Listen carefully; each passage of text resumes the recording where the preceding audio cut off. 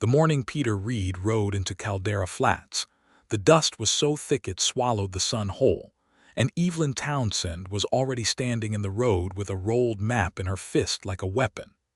It was the spring of 1882, and the Southern Pacific Railroad had its eye on the high desert country of eastern Nevada, where the land rolled out wide and golden between two mountain ridges like the palm of some enormous sleeping hand.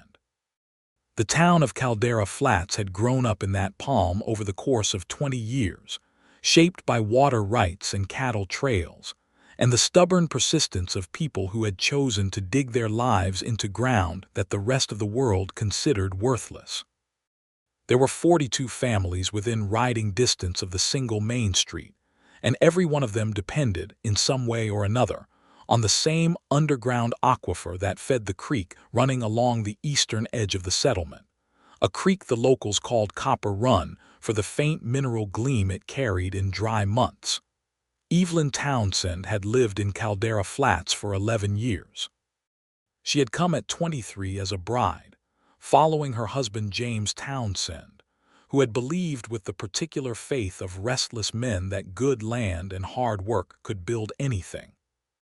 James had been right about the land and about the work, and he had built a fine cattle operation on the northern edge of town before a fever took him 3 winters ago, leaving Evelyn at 31 with 2 children, a working ranch, and a reputation for being the kind of woman who did not ask twice for help she could provide herself. She was 34 now. Her dark hair carried threads of silver at the temples that she did not trouble to hide. Her hands were calloused. Her eyes were a clear and particular shade of brown that people tended to remember, and she had spent the last 6 months developing a detailed and thorough understanding of Federal Railroad Survey law because someone in this valley needed to do exactly that. The man who rode in that morning on a gray horse, followed by 3 assistants with transit equipment and wooden stakes, was Peter Reed. He was 30 years old, trained at the survey school in Philadelphia, and employed by the Pacific Railway Survey Division out of San Francisco. He was not a bad man. He had brown hair that the desert wind immediately disordered, a lean face already marked by years of outdoor work, and the particular wary alertness of someone who had ridden into enough unfriendly towns to recognize the signs. The woman standing in the road with the map was, he noted immediately, one of those signs. He reined his horse to a stop about 20 yards from her and took off his hat. It was a small courtesy. She noticed it. "Good morning," he said. "I am looking for the county office of record.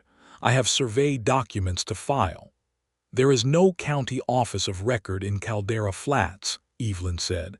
"The nearest one is in Piach, 60 miles north." "But I suspect you already knew that, Mr. Reed, because your division filed a preliminary route notice with the Nevada Land Office 4 months ago, and the copy that came to us through the post rider lists you as lead surveyor." Peter Reed sat very still on his horse for a moment. His 3 assistants exchanged glances behind him. "You have been reading the survey notices," he said. "I have been reading everything your company has published, filed, or submitted regarding a rail route through the Copper Run Valley," Evelyn said. She unrolled the map slightly, just enough to show him the edge of it. "Would you like to come down off that horse and have a conversation before you plant a single stake in this ground?" He came down off the horse. That was the first thing that surprised her about him. She had been prepared for dismissal, for the particular brand of courteous condescension she had encountered when she had written letters to the division office in San Francisco, letters that had come back with polite and entirely noncommittal responses signed by men whose names changed with each reply. She had not been prepared for a man who simply stepped out of the saddle and walked toward her with his hat in his hand, as though she were a person worth talking to. He was taller than she had expected. He stopped a respectful distance from her and looked at the map. "May I ask how you obtained that?" he said. "I drew it," she said. He looked at her. "You drew it," he repeated. "Over the course of 4 months, yes. I wrote every section of the proposed route corridor as described in your preliminary filing, and I recorded what I found. I have also obtained a copy of the original Homestead Act land grant records for every parcel within half a mile of the centerline your division has been proposing." She paused. "Mr. Reed, if your company runs a rail line through this valley on the route described in your preliminary notice, you will cut across the recharge zone of the aquifer that feeds Copper Run. 16 families draw their water directly from that creek. The blasting and grading your company uses to prepare a rail bed will almost certainly fracture the shale cap that holds that aquifer together. I have documentation from a geology survey conducted by the University of Nevada in 1879 that says so." He was quiet. The wind moved between them, carrying a faint smell of sage and iron. "May I look at your map?" he said. She held it out. He took it carefully, both hands, and unrolled it fully. He studied it for a long time. His expression changed while he studied it, moving through something she could not quite read, and she watched his face the way she watched the sky before a storm, looking for information. "This is very good work," he said quietly, and he was not being polite. He was being accurate, and she could hear the difference. "I know," she said. He looked up from the map, and there was something in his expression that was not what she had expected either.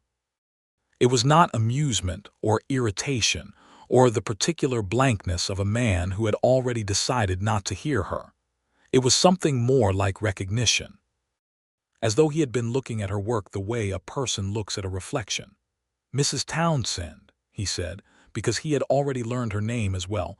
Surveyors always learned the landowners along a route before they arrived. "I would like to see your documentation about the aquifer." "Then you had better come to my house," she said. She said it matter-of-factly, the way she said most things, and she turned and walked back toward the main street without waiting to see if he would follow. Behind her, she heard the sound of a horse being led, and the soft fall of boot leather on dry ground, and she allowed herself one moment of something that was not quite relief and not quite satisfaction, but somewhere in the complicated territory between them. Her neighbor Harlan Briggs was waiting on the porch of the general store with his arms folded, and his expression set in the particular shape of a man prepared to be angry. Harlan was 61 years old, had been a cattleman in this valley longer than anyone else alive, and he had appointed himself the voice of Caldera Flats in most matters, whether anyone asked him to or not. He watched Evelyn walk past with Peter Reed behind her, and he unfolded his arms long enough to call out, "You letting that railroad man into your house, Evelyn?" "I am letting the lead surveyor look at documentation that may change the route of a railway line," she said without stopping. "You are welcome to come along, Harlan." Harlan came along. So did Me Calloway from the dry goods store, and Luther Priest, who ran the livery, and young Cal Briggs, Harlan's youngest son at 19, who had been listening from the doorway of the feed store with the particular alertness of someone who understood that something important was happening. Peter Reed's 3 assistants tied the horses at the post outside the Townsend house and stood in the yard in the manner of men who had learned that waiting outside was sometimes the better part of discretion. The Townsend house was a solid adobe structure at the north end of the main street, larger than it looked from the road, because it ran back farther than the front suggested. Inside it was orderly and practical, with the particular quality of a home maintained by someone who had no patience for disorder, but also no time for unnecessary ornament. There was a large table in the front room, and on the table, Evelyn spread her map and then went to the shelf beside the window and brought back 3 folders of papers that she laid open beside it. Her children, James Jr. at 12 and Clara at 9, appeared briefly in the doorway from the back of the house, and she sent them to the kitchen with a look that communicated everything necessary without a word. Peter Reed noticed that. He noticed the way she managed the space, the way she moved through it with the confidence of someone who understood exactly what she owned and what she owed. He stood at the table and he read. Harlan stood behind him, not reading but watching him read, which was its own kind of pressure. Me Calloway leaned over the other side of the table and studied the map. Luther Priest sat in the chair by the door because his knees bothered him in the mornings. Peter Reed read the geology survey from the University of Nevada. He read the land grant records. He read Evelyn's own detailed notes, which were precise and organized in a way that made his survey school training recognize them immediately as the work of someone who had learned to observe land not with instruments but with years of living on it, which was a different kind of knowledge, and sometimes a deeper one. After 20 minutes he straightened up. "The aquifer concern is legitimate," he said. "The shale cap in this section is thinner than our division's geological summary indicated." Harlan made a sound that was the beginning of a triumphant statement, but Evelyn spoke first. "The preliminary route has the center line running directly over the thinnest section," she said. "Here," she pointed to the map, "and here." If the grading crews use standard blasting protocols in this area, the fracture risk is not theoretical, it is a probability. "I agree with that assessment," Peter Reed said. The room went quiet in a way that had weight to it. Harlan stared at him. "You agree with her?" "I agree with the geological evidence she has assembled, and with her reading of it, yes." Peter Reed looked directly at Evelyn. "The preliminary route was filed based on topographic surveys that were conducted in 1880, before the Nevada University study was published. The division geologist who reviewed the corridor did not have access to that data. If he had, I believe he would have reached the same conclusion." "Then you can change the route," Me Calloway said from across the table. "I can recommend a change," Peter Reed said carefully. "I am the lead surveyor. I can submit an amended route filing that reflects new geological data. But the final decision on route changes rests with the division director in San Francisco, and there are significant additional costs associated with rerouting, which means the company's legal and financial interests will be part of the conversation." "That sounds like a polite way of saying they will fight it," Luther Priest said from the chair by the door. "It is a polite way of saying it will require a very strong case," Peter Reed said. "Which, I will tell you honestly, Mrs. Townsend has gone a considerable way toward building." She was looking at him with those clear brown eyes, and he found it difficult to look away. There was something in her expression that was not softness exactly, but was something adjacent to it, a kind of watchful reassessment happening behind the steadiness of her gaze. She had come into this encounter expecting a fight. She had prepared for a fight with the same thorough and systematic attention she had given to everything else, and now she was recalibrating in real time, which was a thing he recognized because he did it himself. "What would strengthen the case?" she asked. "Measurements," he said. "Actual depth readings from test wells along the aquifer recharge zone. Comparative data on the shale cap thickness at multiple points along the proposed center line.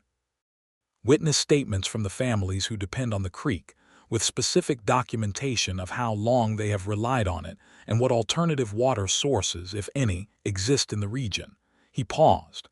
"And a proposed alternative route with full topographic and grade calculations showing that it is feasible for railway construction." Harlan made a different sound now, more doubtful. "That sounds like a considerable amount of work." "It is," Peter Reed said. "And I should be clear that my commission from the division is to survey the proposed route and file a report. I am not commissioned to survey alternatives. If I did that on my own time and submitted an unsolicited amended filing, I would be acting outside my official authority and potentially putting my employment at risk." The room was very quiet. Evelyn looked at him for a long time. "But you would do it," she said. "It was not a question." "I said it would put my employment at risk," he said. "I did not say I would not do it." Something shifted in the room. Harlan sat down in the other chair.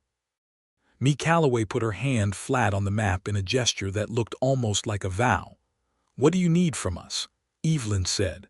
"Access to every test well and water source on the properties along the corridor," he said. "Cooperation from the landowners. And time." He looked at her map again. "Also, I would like to work from your map if you will allow it. It is more accurate than anything my division produced for this section." She held his gaze for one more moment, and then something in her face changed, very slightly, in a way that he would think about later that night in the boarding house room he rented from Me Calloway's sister. It was not a smile, not quite. It was the particular expression of someone recognizing an ally in a place where they had not expected to find one, and it was, he thought, one of the most honest things he had seen in a long time. "All right, Mr. Reed," she said. "Welcome to Caldera Flats." The next 2 weeks were unlike anything Peter Reed had experienced in 4 years of survey work. He had surveyed routes through the Sierras and across the Mojave and along the Columbia River basin, and in all of those places the land had been the primary challenge. In Caldera Flats, the land and the people were inseparable, and the people were, collectively, a force that reshaped his understanding of what he was doing and why. Evelyn organized them. That was the only word for it. She had been organizing her neighbors for months before he arrived, quietly, without drama, in the manner of someone who understood that collective action required preparation, and that preparation required trust. And trust in a small community was built over years through consistency and reliability, and showing up when things were difficult. She had that trust. He watched it operate and he was struck by it. On the first morning after their initial meeting, she took him to the Calloway property, where the first test well sat at the edge of a field of winter wheat that Mee's husband Robert had planted before arthritis made heavy work impossible.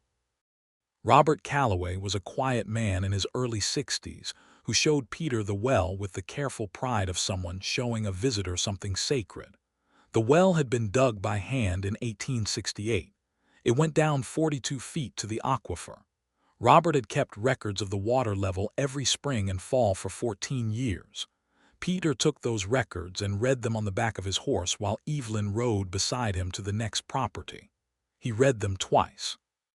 "The water table has been stable within a range of about 8 inches for the entire 14-year record," he said. "Which means the recharge zone is functioning properly," Evelyn said.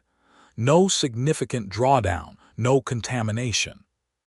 The aquifer is healthy. That stability is precisely what would be disrupted if the shale cap is fractured. You have been thinking about this for a long time," he said. "Since the first route notice came through the post," she said. "About 6 months ago. What made you decide to take it on yourself?" She was quiet for a moment, looking out at the land around them. The high desert in spring was a particular kind of beautiful, austere and enormous, with the mountains at the edges of the valley still carrying snow at their tops, and the sage-covered floor of the valley running flat and silver-green in every direction. A hawk circled something above the western ridge. The sky was that specific deep blue that only existed at altitude. "My husband believed in this valley," she said. "He believed it before he ever saw it, which is the particular faith of the people who came out here in the beginning. He brought me here and he showed me what he saw in it, and for a long time I was seeing it through his eyes. And then he was gone." She paused. "And I found out I had been seeing it through my own eyes all along. I just needed the room to know it." He said nothing. She did not seem to require a response, which was something he appreciated about her. She said what she had to say without decoration and without waiting for a particular reaction to it. He had met very few people who communicated like that, and he found it extraordinary. They rode together every morning for 12 days. He surveyed. She guided him, because she knew the land in the detailed way of someone who had ridden over it in every season and in every kind of light. She knew where the ground was soft under its dry surface crust, where the sage gave way to hidden wet places, where the particular tilt of a hillside meant that water ran underground to the east rather than the west. Her knowledge was not scientific in the way his was, but it was deep in a way that his could not yet be, and together their combined understanding of the valley was considerably more accurate than either of them could have produced alone. His 3 assistants, whose names were Douglas, Frank, and young William, had adapted to the situation with varying degrees of grace. Douglas, the eldest at about 40, had come around fairly quickly once he understood that the geological concern was real. Frank was cautious and watchful, not unfriendly but not committed to anything yet. William, who was 22 and had grown up in a farming family in Ohio, and who reminded Peter in certain lights of someone very young trying very hard to be adequate, had immediately attached himself to Harlan Briggs's youngest son, Cal, and the two of them spent their free evenings playing cards in the doorway of the feed store with a level of mutual comprehension that transcended their very different backgrounds. Harlan Briggs remained wary of Peter Reed, but his wariness had the particular quality of someone testing rather than rejecting, probing for weaknesses rather than assuming them. He came along on 3 of the survey rides and asked sharp technical questions that Peter answered directly and honestly, including the ones whose honest answers were uncomfortable. Harlan was not a man who appreciated being managed, and Peter had figured that out quickly enough to avoid it. On the 8th day, they rode to the northernmost section of the proposed corridor, a stretch where the land rose gently toward a low saddle between 2 hills before descending toward the old dry lake bed that the survey had originally planned to use as a natural grade. The proposed centerline ran straight across the highest part of the aquifer recharge zone here, no more than 30 feet below the surface. Peter took measurements at 4 locations and recorded them in his field book without comment, but Evelyn, who was watching him, saw his expression. "How bad is it?" she said. "The cap here is approximately 18 inches of consolidated shale over unconsolidated sandstone," he said. "Standard rail grading uses explosives for any elevation change over 2 feet in hard substrate. This section has a 4-foot elevation change over a half-mile span." He paused. "Standard blasting would fracture this cap with near certainty." "Could they route around the saddle?" she said. "Not on this alignment, no. The saddle is the lowest crossing point between the ridges for 12 miles in either direction. If they stay on this alignment, they have to go through it." "Then the alignment has to change," she said simply. "There is an alternative," he said, and he pointed south. "If the route bends about 6 miles south of here, it picks up a natural grade along the base of the southern ridge that avoids the recharge zone entirely. The terrain is more complex but not insurmountably so. The grade is workable for a locomotive. It would add approximately 9 miles to the route. Would the company accept 9 additional miles?" "It is a matter of cost versus risk," he said. "If I can demonstrate that the original route carries a significant probability of contaminating a water source that 16 families depend on, and that the contamination would expose the company to legal action under the Nevada water rights statutes that were updated in 1880, then the financial calculation shifts." "Do those statutes cover aquifer damage?" she said quickly. He looked at her. "You have read them?" "I have read everything I could get my hands on, but I was not certain whether an underground water source qualified under the 1880 revisions." "There is a case from 1881, he said. "A mining company in Elko County was found liable for aquifer damage under the revised statutes. The precedent is fresh, but it exists." Her eyes lit with something fierce and alive, and he felt it like a physical thing. "Then we put it in the report," she said. "We put it in the report," he agreed, and something in the way he said it, the easy, unself-conscious "we," made them both briefly aware of how completely they had begun to operate as a single unit of purpose over the past 8 days. He looked at her and she looked at him, and for a moment the vast desert quiet held them in it, and neither of them spoke. Then she looked away at the southern ridge, and he looked at his field book, and they rode on. That evening, Peter sat at the desk in his room at Mee Calloway's sister's boarding house and wrote for 3 hours. He wrote the technical sections of the amended route recommendation. He wrote the geological assessment. He wrote the legal analysis. He was methodical and thorough and precise, and when he read it back, he recognized that it was the best thing he had written in 4 years of survey work, which was partly because the evidence was compelling, and partly because of something else that he was not yet prepared to examine too closely. At 9 o'clock, when the boarding house had gone quiet, there was a knock at the door. He opened it to find Evelyn Townsend standing in the hallway with a folder under her arm and a kerosene lamp in her hand.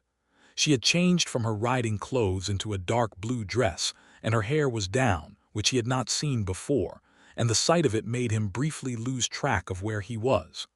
"I finished the witness statements," she said. 12 families. "I thought you might want to review them tonight so we can determine if anything is missing." He stepped back from the door. "Please come in." She set the lamp on the desk and opened the folder, and they worked together for another 2 hours at the small desk in the boarding house room, her beside him reviewing the statements while he integrated the relevant details into the report. At some point after 10 o'clock, she rested her chin in her hand while reading and said without looking up, "You are not what I expected." "What did you expect?" he said.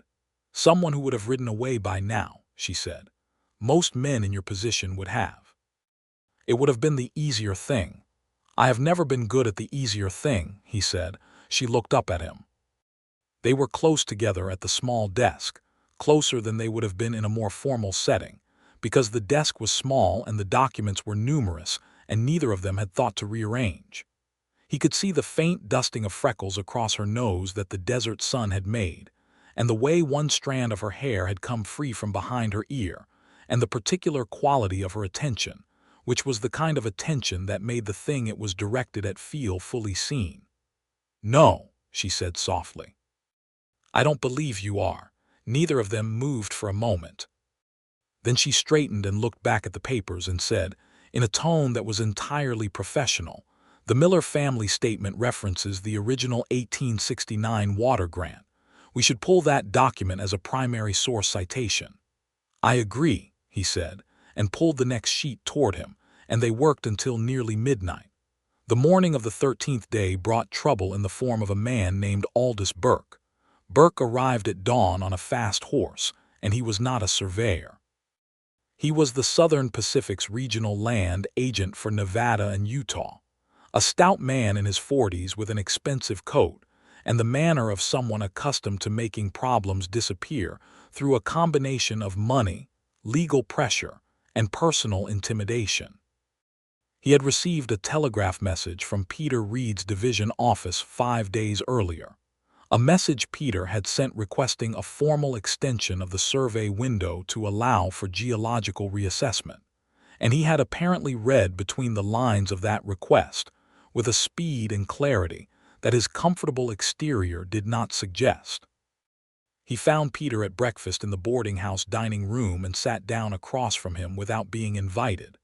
"Mr. Reed," he said, "I am going to save us both a considerable amount of time and trouble. Your preliminary survey documents were filed in good order. The route is approved in principle. I need you to complete the standard survey, file the standard report, and we will be out of this valley and moving on to the next section within the week." Peter put down his coffee cup.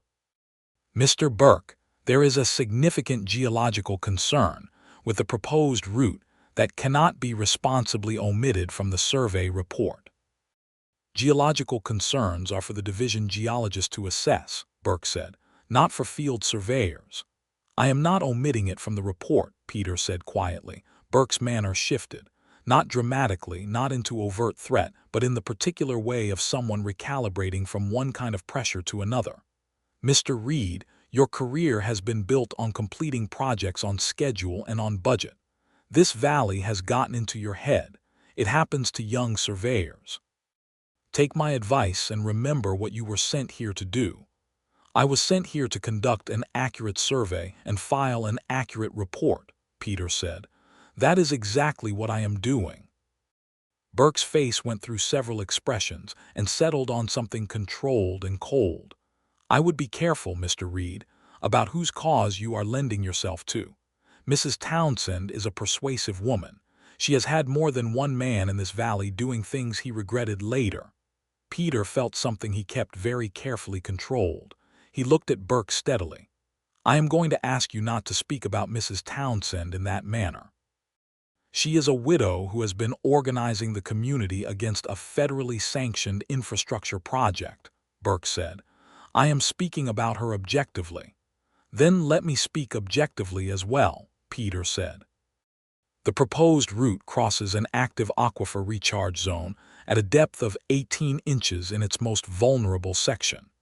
Nevada water rights law as revised in 1880, with precedent established in the 1881 Elko County case, creates significant legal exposure for the company if that aquifer is damaged.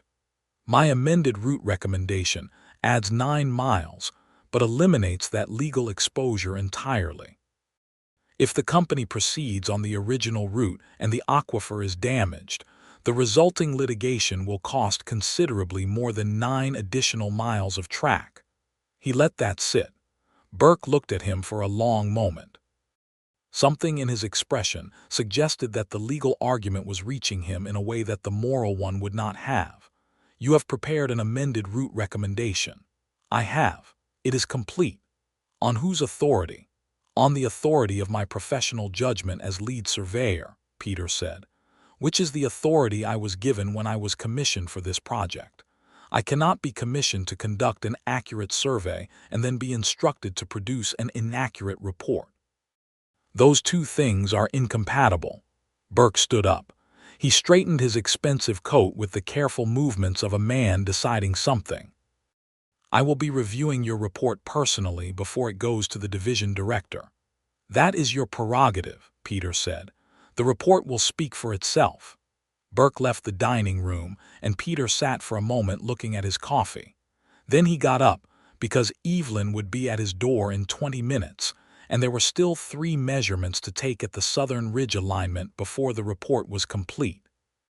She was at his door in 18 minutes, which was characteristic of her, and he told her about Burke while they saddled their horses.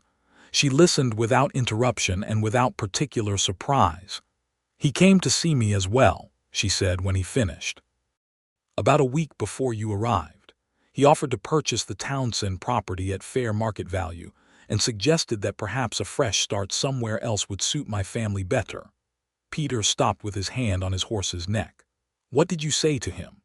I told him that this was my family's home, and that no amount of railroad money constituted a fair price for that, and that if he came to my door again without a proper invitation, I would discuss the matter with the territorial marshal. She adjusted her stirrup with the practiced efficiency of someone who had been doing it herself for years.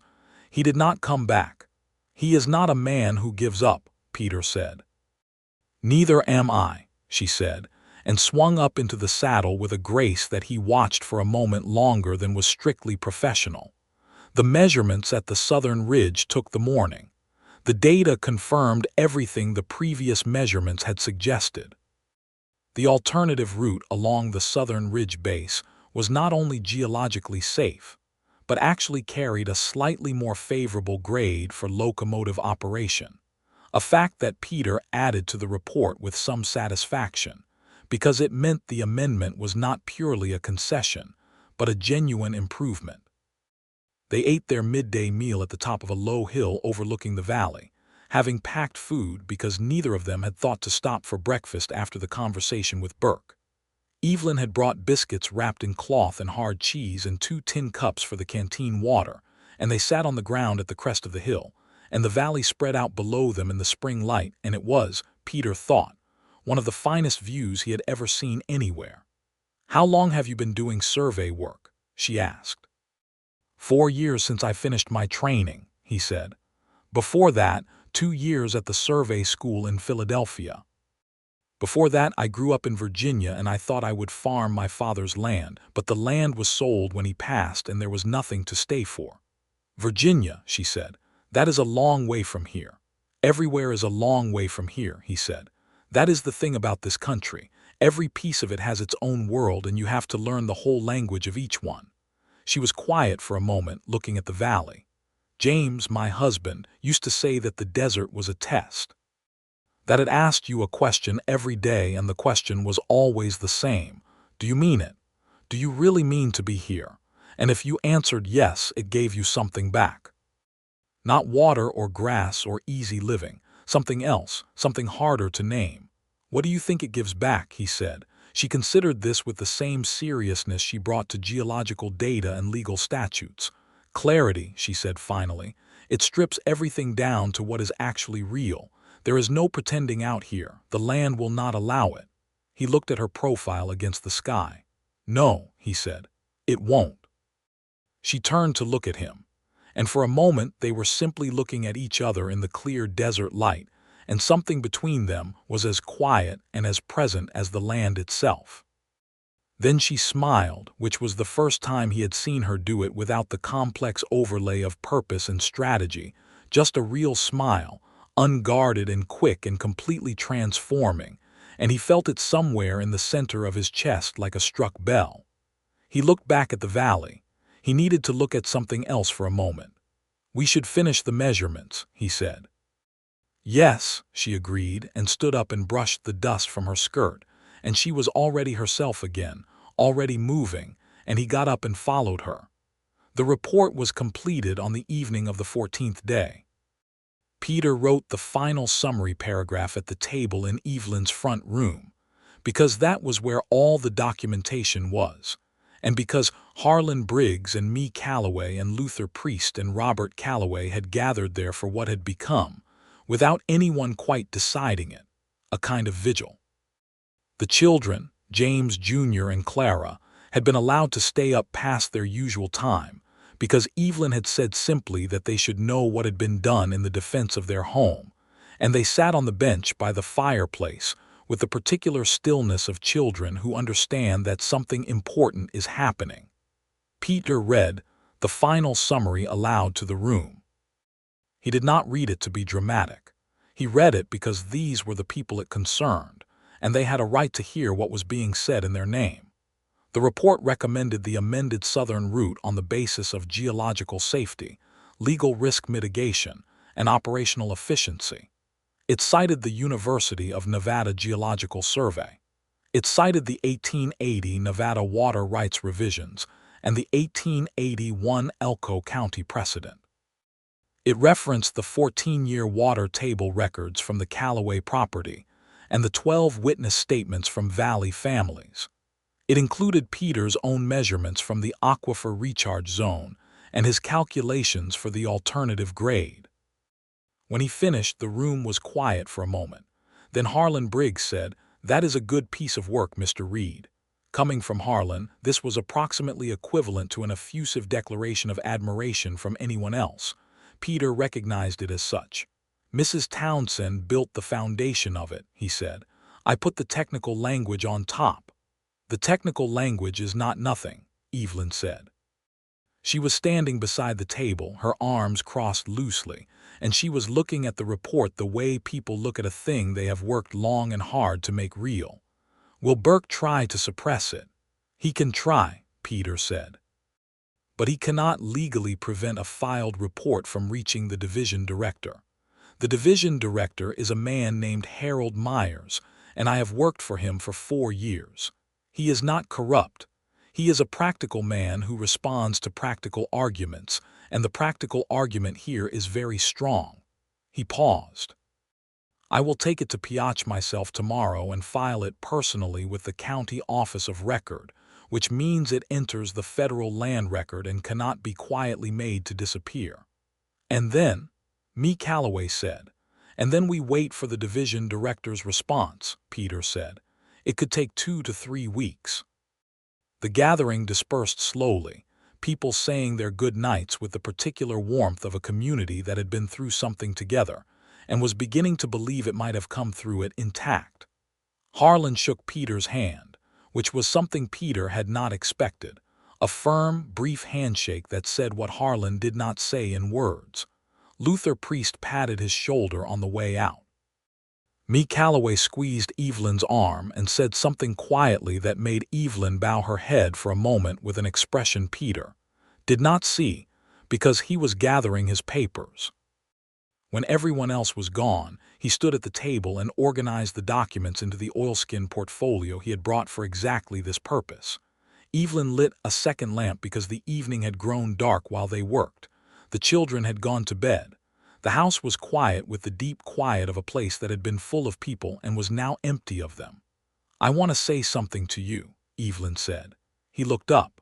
"I came into this with no expectation of help from the surveyor," she said. I had prepared to fight you alongside every other obstacle. I want you to know that what you have done here, what you are doing, I understand what it costs. I am not unaware of it. It is the right thing, he said simply. I know, she said. I am still grateful for it. He held her gaze across the table. The lamplight was warm and the room was quiet, and he was aware, with a clarity that the desert had perhaps been teaching him for the last 2 weeks, that he was standing in the presence of someone extraordinary. Not extraordinary in the way of myth or legend, but in the specific and particular way of a real person who was wholly and completely themselves, and who met the world on her own terms, and who had more courage in her practical daily choices than most people managed in moments that were publicly recognized as requiring courage. Mrs. Townsend, he said, it has been my very great privilege to work alongside you. She smiled again, and this time it lasted a little longer, and this time she did not look away. Good night, Mr. Reed, she said. Good night, he said, and took his portfolio and walked out into the desert dark. He rode to Piach the next morning alone, carrying the report in the oilskin portfolio inside his coat. The 60-mile ride took most of the day, and he arrived at the county office an hour before it closed. The clerk, a thin young man named Abernathy, accepted the filing with the professional neutrality of county clerks everywhere, and stamped it with the date and the federal land record number. And Peter stood and watched the stamp come down, with the particular feeling of a door being firmly closed against interference. He stayed the night in Piach and sent a telegraph message to Division Director Harold Myers in San Francisco, a brief professional summary of the amended route recommendation and a request for review. Then he rode back to Caldera Flats the following morning because he could not think of any compelling reason to do otherwise. He found Evelyn in the north pasture of the Townsend Ranch, working a young bay horse on a long line with the focused economy of someone who had done this hundreds of times. She saw him ride up and called the horse to a stop and coiled the line over her arm and walked over. It is filed, she said. It is filed, he said. Date stamped and in the federal record. I sent a telegraph to the division director as well. She closed her eyes for just a second, and he saw something in her face that he understood was relief and perhaps something more, the particular release of someone who has been holding a great deal of weight for a long time and has just been permitted to set a small part of it down. Thank you, she said, and opened her eyes. The division director's response will likely come by telegraph to the post office here, he said. It could be 2 weeks or it could be 3. Then you will stay for that, she said. It was almost a question. I would like to, he said. If there is work I can make myself useful with while I wait. He paused. I noticed yesterday that the irrigation channel on the east side of your north pasture has a section where the bank has eroded. I can calculate the repair needed if you would like. She looked at him for a moment with something in her eyes that was warm and amused and something else that she did not name. I would like that, she said. The 2 weeks that followed were different from the first 2.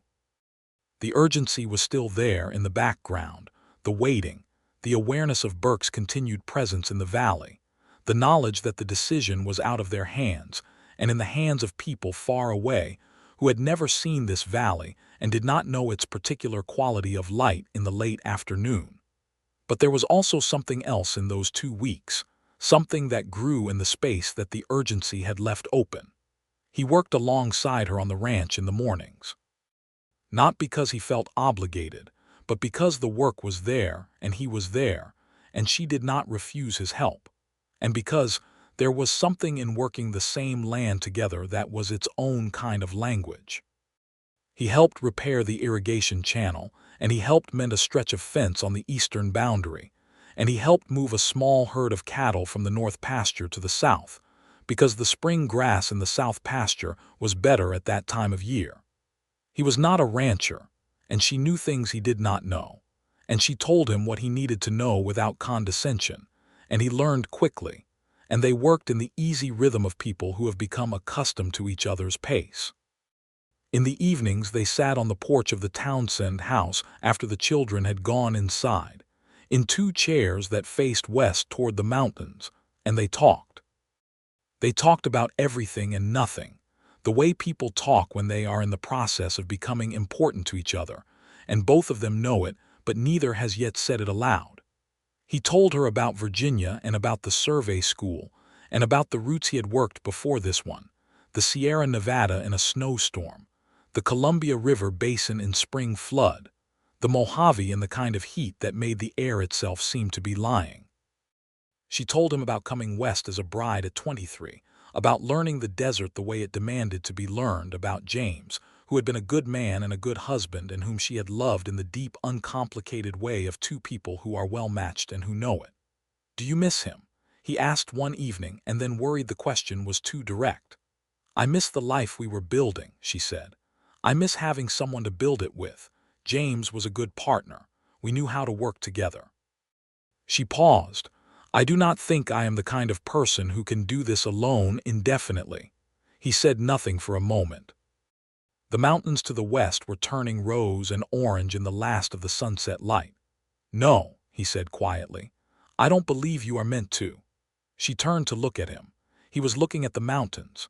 His profile in the evening light was clean and serious, a face that had been outdoors for years and showed it, a face she had been looking at for nearly 3 weeks and had not tired of, which was its own kind of information. "Peter," she said, and it was the first time she had used his name without the Mr. which she noticed, and which he noticed. "Evelyn," he said, turning to look at her. Neither of them said anything for a moment. The evening sound of Caldera Flats moved around them, a dog somewhere down the street, the distant sound of horses, the last calling of a bird from the cottonwood tree at the edge of the yard. "I do not know what you are thinking," she said, "but I want to say that whatever happens with the railroad, I am aware that something else has been happening here, and I would rather we were both honest about it than pretend otherwise."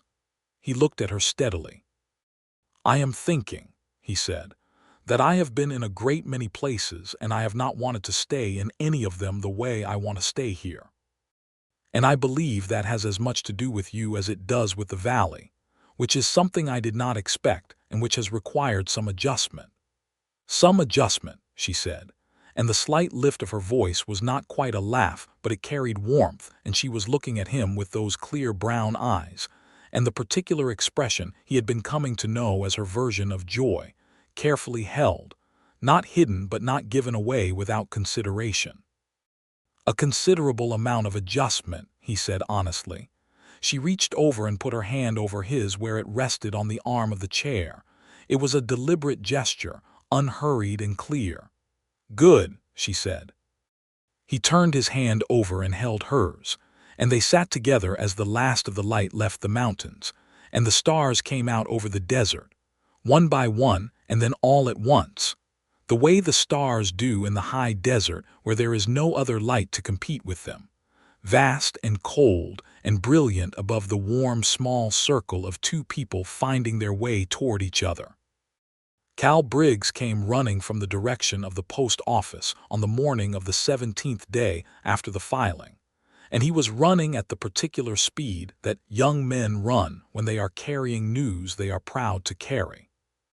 He found Evelyn and Peter at the irrigation channel where they were watching the repaired section hold against the morning flow, and he arrived breathless and held out a folded telegraph message. "Came this morning," he said. "Post rider flagged it as priority from San Francisco." Evelyn took the message. She read it once quickly, then read it again slowly. Then she held it out to Peter. It read, "AMENDED route recommendation under review, stop geological concern, acknowledged stop route decision, pending legal review, estimated 10 days, stop hold survey pending further instructions, stop MIRES division director." "He is taking it seriously," Peter said. "He is," she agreed. Her voice was very controlled. "10 more days," he said. "Yes," she said. Cal looked between them with the perceptive alertness of a 19-year-old who was not missing much of what he was observing, and then made a diplomatic excuse and went back toward town at a more measured pace. The 10 days were hard in a different way than the previous weeks. The preliminary victory of having the concern acknowledged was not yet a resolution, and Burke remained in town, boarding at the Saloon Hotel at the south end of the main street, and conducting what appeared to be a private lobbying campaign among the valley's more doubtful residents, suggesting that the railroad would ultimately come through regardless, and that those who had cooperated with the survey might benefit while those who had opposed it might not. He did not approach Evelyn directly again. He did not approach Peter at all. He worked at the edges, in the way of someone who understood that the direct confrontation had failed and who was looking for softer purchase. Harlan Briggs came to Evelyn one morning during this period and reported what Burke had been saying, and Evelyn called a meeting at the church that evening. She stood before her 42 neighbor families, or as many of them as could fit in the building, and she told them exactly what the telegraph message had said, and exactly what it meant, and exactly what the remaining uncertainty was. She did not minimize the uncertainty. She told them that the decision was not yet made, and that Burke was correct, that the company had the legal authority to appeal the division director's ruling, and that such an appeal could extend the process by months. She told them that what they had was a strong case, assembled honestly, and that she believed it would prevail, but that she could not promise them certainty because certainty was not hers to give. Peter stood at the back of the church while she spoke, and he watched the faces of the people listening to her. He watched Harlan Briggs, who had come in skeptical and who was watching her with something now that was plain and uncomplicated respect.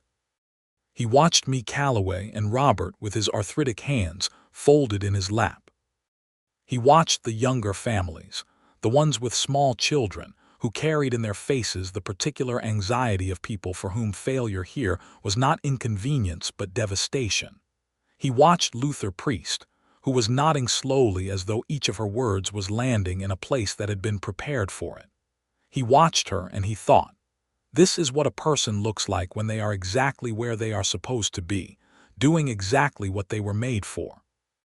She finished speaking, and there were questions, and she answered all of them with the same clear and honest precision she brought to everything. And when the meeting ended and people began to file out into the warm Nevada evening, the mood was not despair.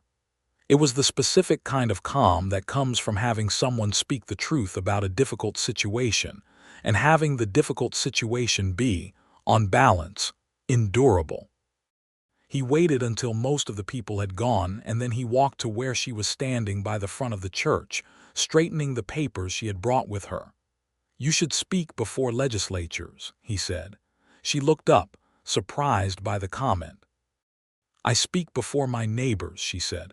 "That is harder." "I know," he said. "That is why I said it." She looked at him for a moment with the expression he had come to love, that particular quality of her attention that made him feel as though he was being read accurately all the way through.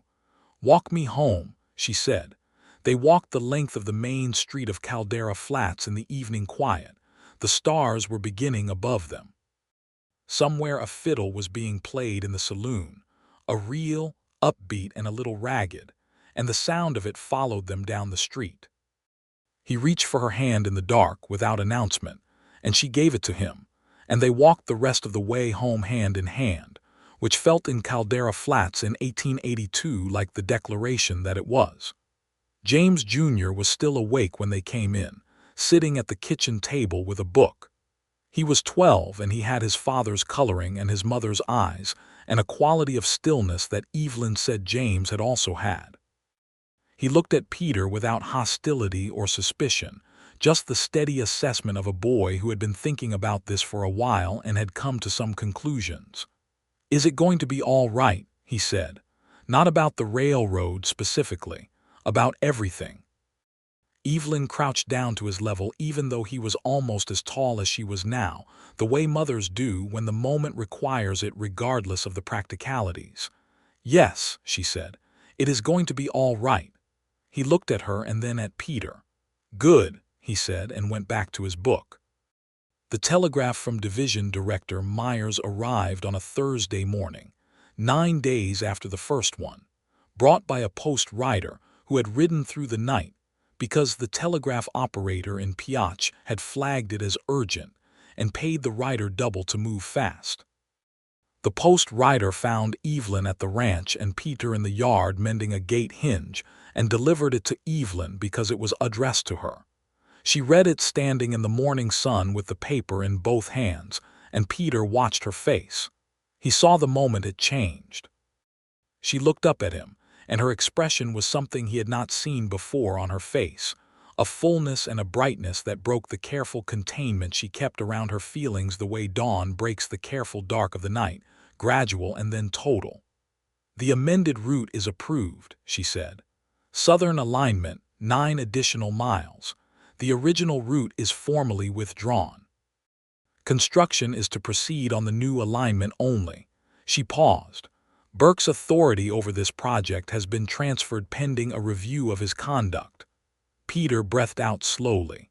She crossed the distance between them in 3 steps and put both arms around him and held on. He held her back, one hand at her back and one hand at the back of her head, and she was warm and real and she smelled of desert sage and she was shaking just slightly with the release of months of sustained effort, and he felt it in his own chest, the opening of something that had been braced and held tight for weeks. "We did it," she said against his shoulder. "You did it," he said. "You built it from the ground up before I arrived. I helped you finish it." She pulled back to look at him.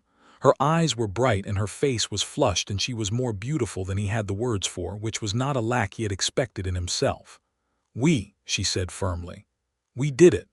He smiled and she saw it and she laughed, a real laugh, the kind that she did not often let out, and he thought the sound of it was the finest thing the desert had offered him.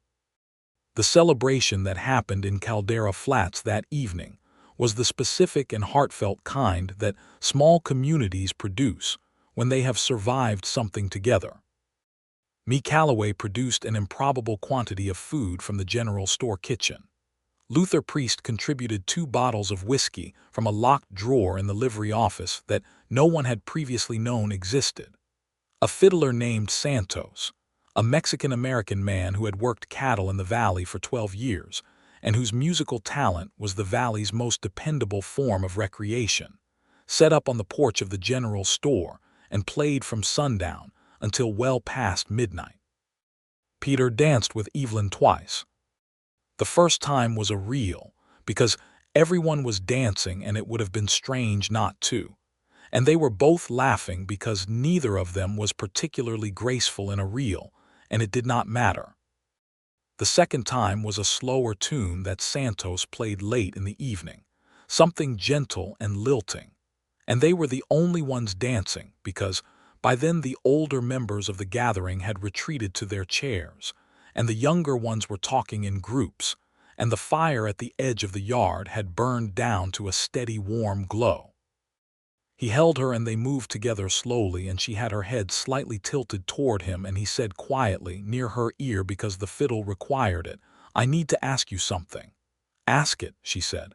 "I have completed my survey commission," he said. "The report is filed and approved. I have no official reason to remain in Caldera Flats." She did not reply immediately, and the music moved through the space where words were not. "And," she said. "And I have been sitting with the question of what comes next," he said. "I have been offered a position in the Portland Bureau, which would mean Oregon. I have also been thinking about the possibility of independent survey work, which would allow more flexibility in where I operate from." She pulled back enough to look at him. They were still moving barely, more swaying than dancing. "Peter," she said, "I am not a woman who will beg a man to stay." "I know," he said.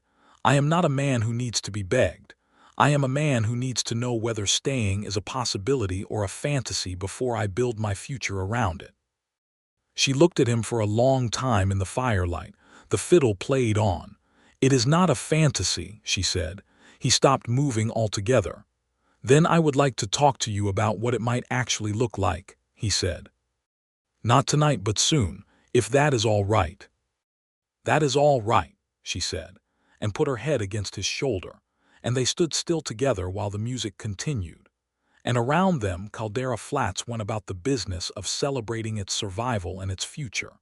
and above them, the stars of the Nevada desert blazed with the indifferent and magnificent abundance they had blazed with for 10,000 years before any of this happened, and would continue to blaze with long after. Which was a thing that did not diminish what was happening below them, but rather framed it the way a great painting is framed, giving it proportion, giving it its proper size against the infinite. Aldous Burke left Caldera Flats 2 days later quietly on the early morning stage without speaking to anyone. His departure had the quality of a storm front that had been tracked and watched finally moving past. The valley felt different after it, cleaner, as though a pressure had been released from the air. Peter stayed. He did not make a formal announcement of it. He simply did not leave. He moved out of the boarding house room at Me Calloway's sister's and took a room at the Calloway's own house, which was larger and had a kitchen table where he could spread his work. And he began to develop his plans for independent survey work in the Nevada and Utah territories, where there was considerable demand for accurate geological and topographic survey from mining companies and land companies and water rights assessors, all of whom needed the kind of careful and honest work that Peter Reed had demonstrated he was capable of producing. He had the conversation with Evelyn that he had asked her permission for, on a Sunday afternoon 3 weeks after the celebration, sitting on the porch in the 2 chairs that had become, by custom and repetition, their chairs. The children were inside. The afternoon was warm and still. He told her what he was thinking. He told her clearly and completely, which was, he had come to understand, the only way she received important information, stripped of equivocation and delivered whole. He told her that he believed he was in love with her, that he had been moving toward that certainty for several weeks, and had arrived at it clearly and without doubt. He told her that he intended to build his professional work out of the Nevada territory, which would mean Caldera Flats as a base of operations. He told her that he was not presenting these things as a proposition, but as the honest facts of his own intention, and that what he was asking her was whether she wanted to build something with him, and that he understood if the answer was no. She listened to all of it without interrupting, which was characteristic of her. When he was done, she said, "You are in love with me." "Yes," he said. "Since when, precisely?" He thought about it.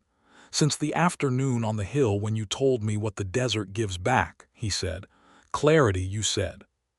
"I have thought about that every day since." She was quiet for a moment. The sage-scented wind moved through the yard.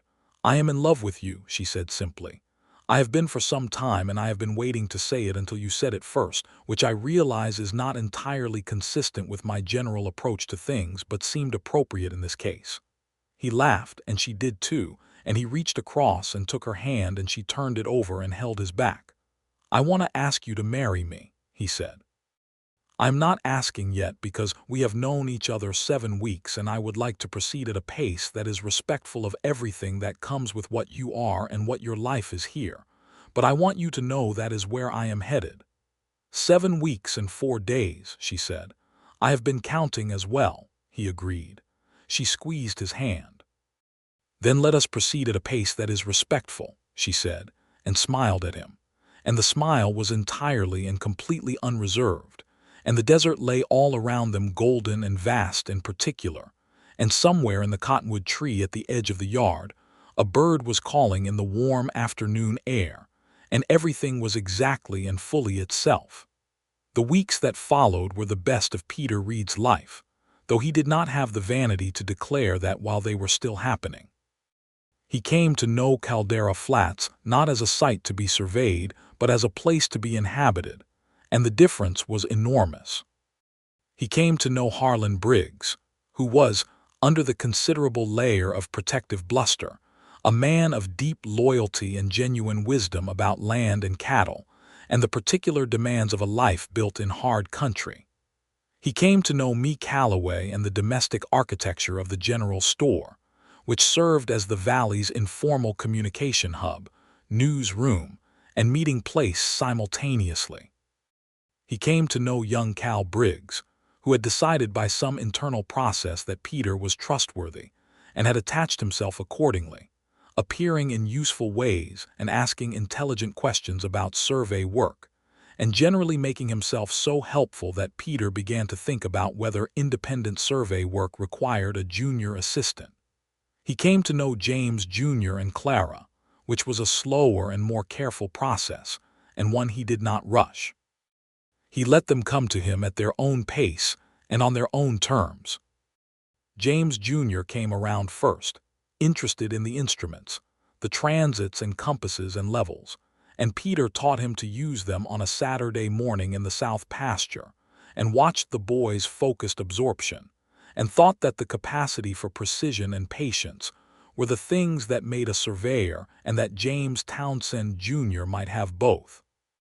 Clara came around in the way of 9-year-olds, all at once and completely, one afternoon when he was sitting on the porch reading, and she came and sat beside him and asked him whether he had ever seen a bear in the wild, and he had said yes, twice, and she had demanded a full account of both occasions with the thoroughness of a prosecuting attorney, and he had given it.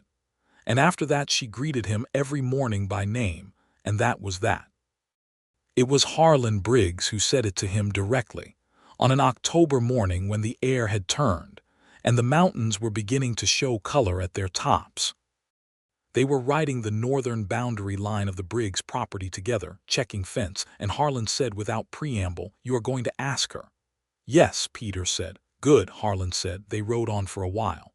"James Townsend was a good man," Harlan said. "Best judge of land quality I ever knew, and he loved that woman properly, which is not something every man manages."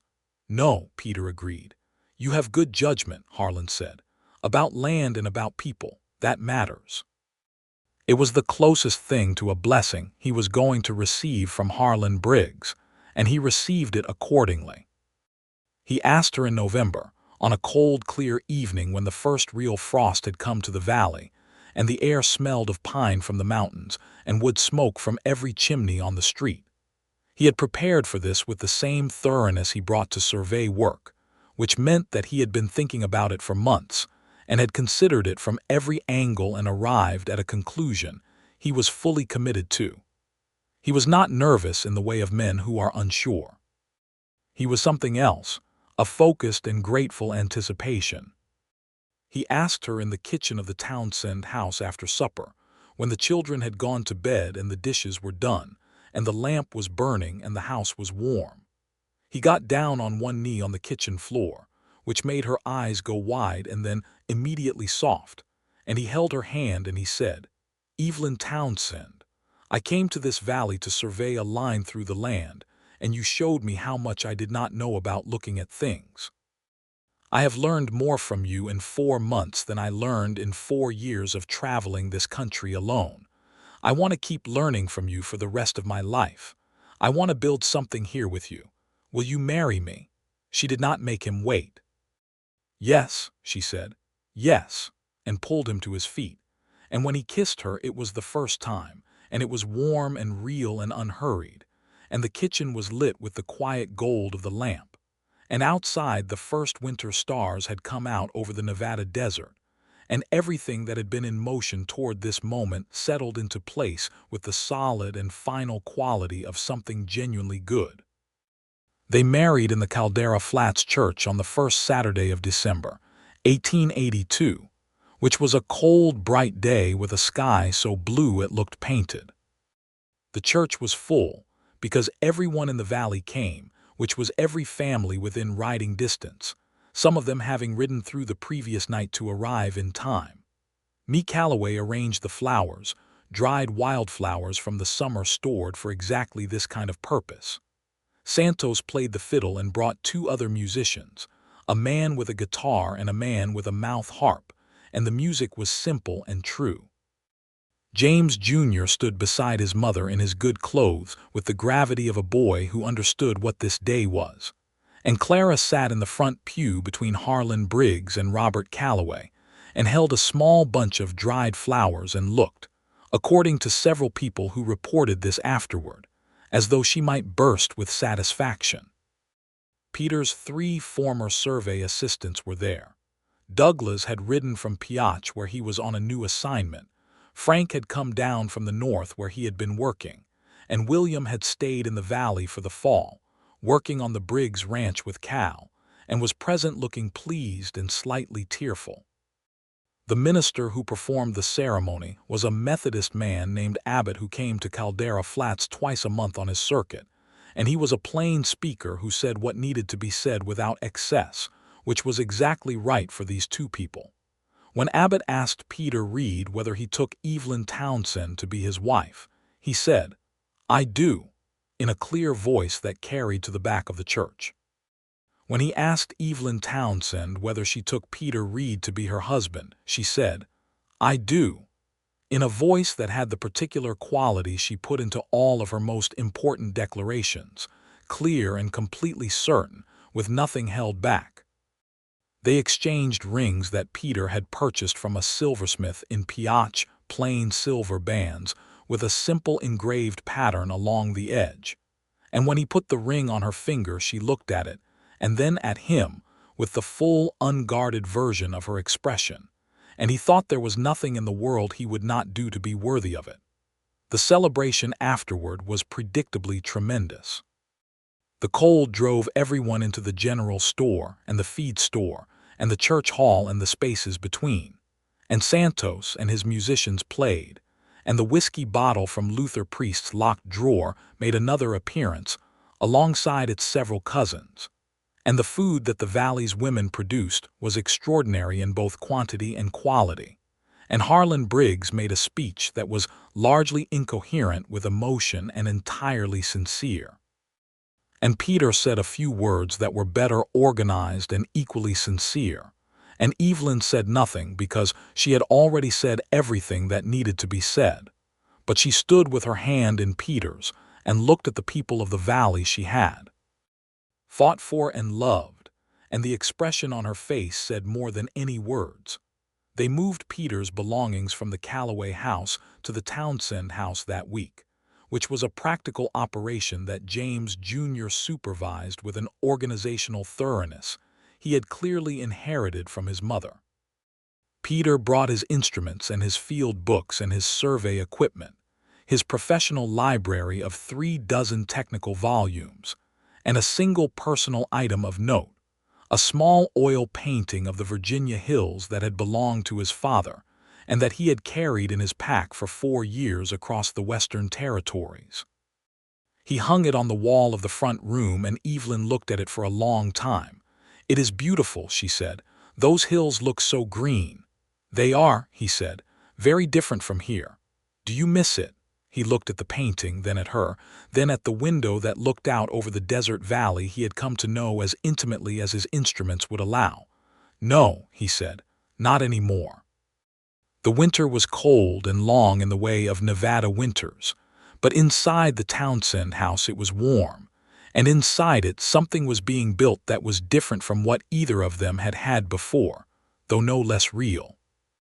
Peter's independent survey work generated its first commissions in January, geological surveys for 2 mining concerns in the eastern part of the territory, and he was gone for 10 days of the month and home for 20, which was a rhythm they managed because they were both practical people who understood that what they had built together was solid enough to sustain the ordinary separations of a working life. He wrote to her when he was away. Long letters, detailed and honest, about the land he was seeing and the technical problems he was solving, and the things that made him think of her, which were numerous and various. She wrote back in the same register, the ranch and the children and the valley news and the things she was thinking about, which were always interesting and sometimes unexpected, and which he read on horseback in the field and thought about for days. In the spring of 1883, the Southern Pacific began construction on the amended southern route. The construction crews arrived in March, 100 men and a train of supply wagons, and they camped at the south end of the valley and began their work on the section that ran along the base of the southern ridge, well clear of the aquifer recharge zone. The sound of their work could be heard from the main street of Caldera Flats on still days, a distant percussion, And the first time Evelyn heard it, she stood in the street and listened for a long time and then went back to her work.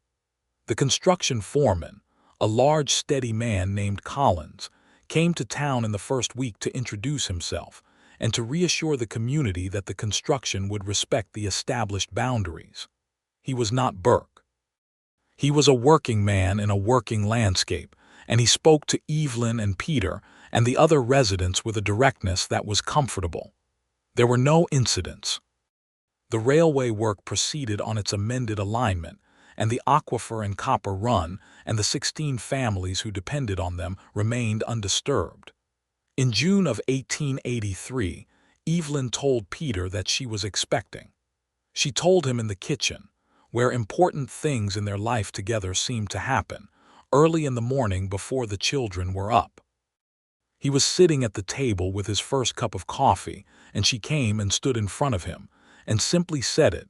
In the direct way she said everything that mattered. He set down the cup and stood up and held her face in both hands with a carefulness that was also tenderness, and looked at her for a long moment without speaking. "Are you well?" He said. "Very well," she said. "Are you happy?" he said. She covered his hands with her own. "Enormously," she said. He kissed her forehead and then held her against him, and she let him, leaning into the warmth of it in the early morning quiet with the smell of coffee and sage coming through the window.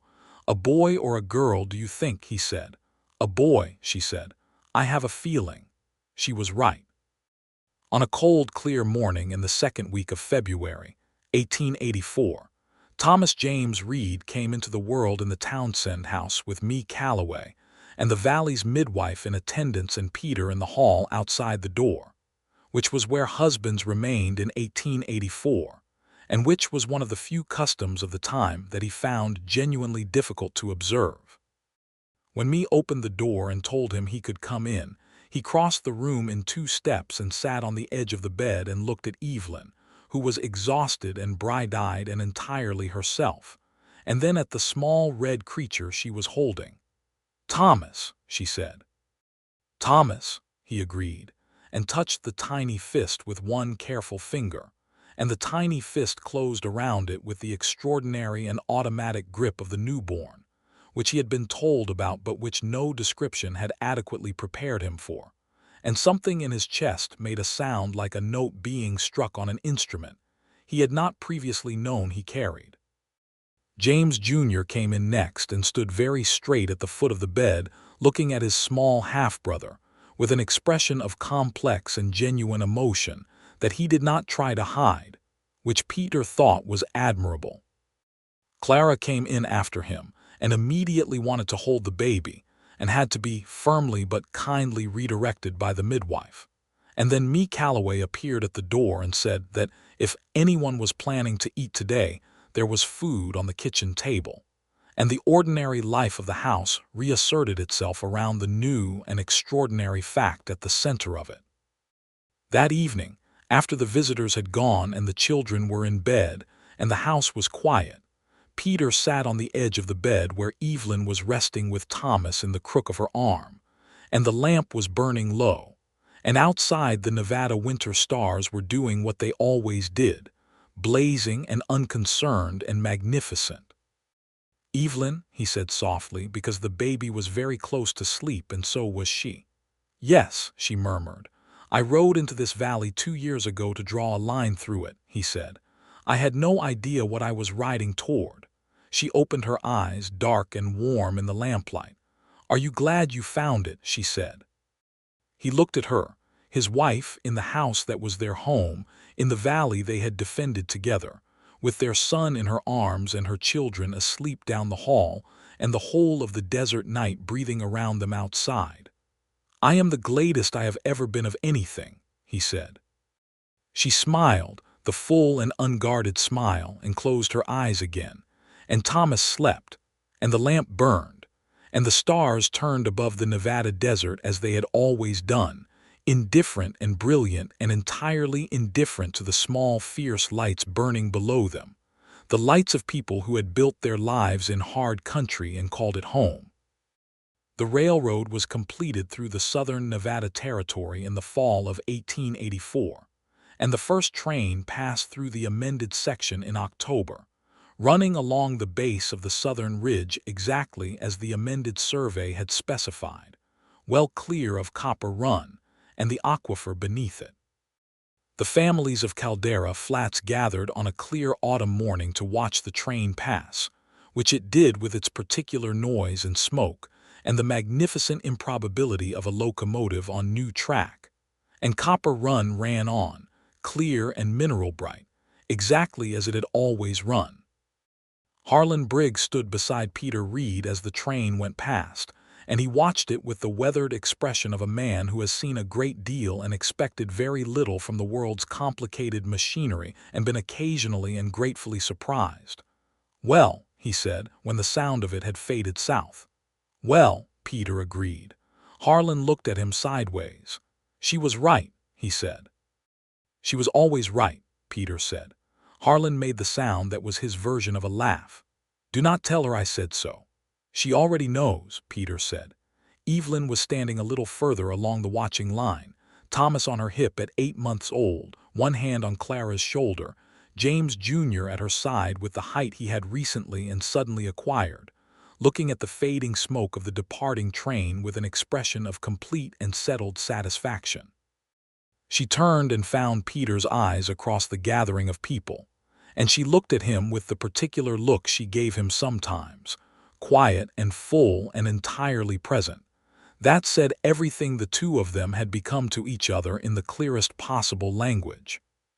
He went to her side, and she leaned her shoulder against him and passed Thomas into his arms, and Thomas, who was already demonstrating a strong preference for being carried by his father, grabbed a fistful of Peter's shirt and settled in with decisive satisfaction. The valley shone around them in the October light, golden and sage-scented and entirely itself. The mountains at its edges still running clear with the snowmelt that fed the creek, that fed the families, that fed the life that had been built here over 20 years of ordinary and extraordinary effort. In the years that followed, Peter Reed built one of the most respected independent survey practices in the Nevada and Utah territories, known particularly for its detailed geological assessments, and for never having produced a report that was later found to be inaccurate or incomplete. He trained 2 junior surveyors, one of whom was Cal Briggs, and the other of whom, by the time the 1890s arrived, was James Jr. Townsend, who turned out to have exactly the aptitude for precision and patience that Peter had suspected when the boy was 12 years old, and learning to use a transit level on a Saturday morning in the South Pasture. Thomas grew up in the Townsend house on the main street of Caldera Flats, and from the time he could walk, he was following his father around with the particular focused intensity of a child who has found his obsession early. He grew up tall and dark-haired like his mother, and with Peter's eyes and his mother's directness and both of their stubbornness, which was considerable. By the time he was 5, he could identify shale from sandstone from a distance and had opinions about it. Clara married a cattleman from the neighboring valley named Hector Reyes when she was 22, a quiet and capable man who had grown up on his family's ranching operation, and who loved her with the straightforward and lasting devotion of someone who had known early and completely what they wanted. She moved 12 miles away, which was far enough for her own life and close enough that she was at the Townsend house for Sunday dinners every fortnight without fail. She and Evelyn remained what they had always been, which was 2 people who understood each other completely and did not require explanation. In 1887, Evelyn found herself expecting again. She was 39 years old, and she told Peter in the kitchen again, in the same early morning hour, and he responded with the same carefulness and the same tenderness, though this time there was also a different quality in the way he held her, the particular quality of a man who knows exactly what he has and does not take it lightly. "How are you feeling?" he said. "Cautious," she said honestly, "and hopeful." "Both are reasonable," he said. "In the first week of April 1888 a girl was born. They named her Margaret, which had been James Townsend's mother's name, and which Evelyn had been saving for this purpose without telling anyone. She was small and red and loud, considerably louder than Thomas had been, and she came into the Townsend house like a weather front, decisive and without apology. Thomas, who was 4, regarded her with the careful suspicion of a first child encountering a sibling, and then, after about a week, with the helpless fascination of someone who had found something unexpectedly interesting. He appointed himself her chief protector with a seriousness of purpose that the whole household found simultaneously endearing and occasionally inconvenient. Evelyn looked at her daughter in the same lamplight, the same room, the same February different year, and said to Peter, who was sitting in the same place on the edge of the bed, "The valley is going to have its work cut out for it with this one." "She is magnificent," he said. "She gets it from somewhere," Evelyn said. He looked at her, his wife, who had stood in a road with a map in her fist and her voice, and had changed the shape of what was possible by the simple and extraordinary force of being exactly who she was. "Yes," he said. "She does." Evelyn looked back at him, and between them was everything that had been built over the years, the work and the mornings and the letters and the dinners and the disagreements that were worked through and the agreements that were returned to again and again, the particular architecture of a life made together by two people who were fully themselves and better together than they were apart. "Peter," she said. "Yes," he said.